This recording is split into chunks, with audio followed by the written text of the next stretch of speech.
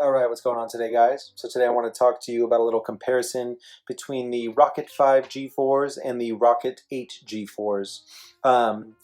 These G4s, they're KRK's new series of budget-friendly studio monitors. Their predecessors date back to 2003 when KRK first released their Generation 1 ROKITs, and they've come a long way. The company's definitely been very innovative since then, and they've taken full advantage of many design opportunities that they have today. A big question for many producers who are starting out is, which ones are better for me, the KRK Rokit 8s or 5s? And honestly, a lot of it comes down to size and price, especially when you're starting out. You don't want to be spending a ton of money on monitors, and so you kind of worry, okay, should I spend this extra? Is it going to make a difference? Et cetera, et cetera. What I will say is, I think if you're just starting out, go with the KRK 5s. The KRK 5s are 5-inch driver size, 5-inch lower frequency driver.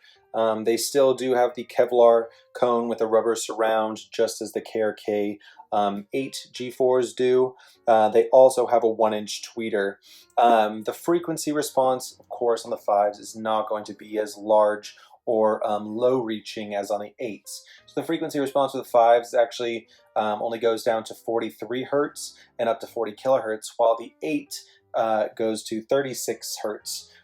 So you're not going to get that really, really low-end bass response that you might want from the 5s. But again, if you're starting out, and especially if you're working in a smaller room that might not be treated, you could actually be better off just using the 5s as really good reference monitors, and then of course having a pair of headphones to get any bass referencing that you need in. In terms of loudness, the KRK 8s actually come in a good portion over. They do have 203 watts of power altogether, and you're going to get a lot of sound out of these bad boys. They're great for DJing small parties, events. They're very impressive for if you end up having clients in who really want to crank their mixes so that they can listen to them and get the most out of them. I would say that in terms of punch, in terms of power, and in terms of just overall flexibility, the 8s are very, very much superior to the 5s. That's not to say that the 5s aren't great and that they aren't, very versatile monitors.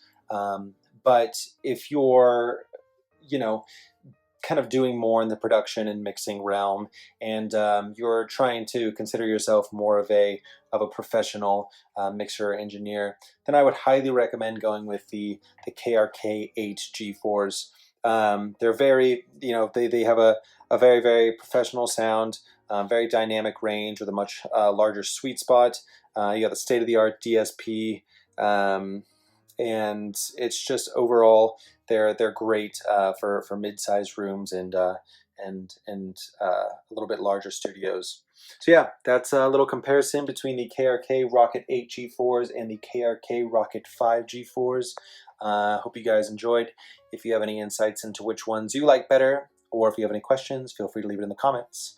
All right, take it easy.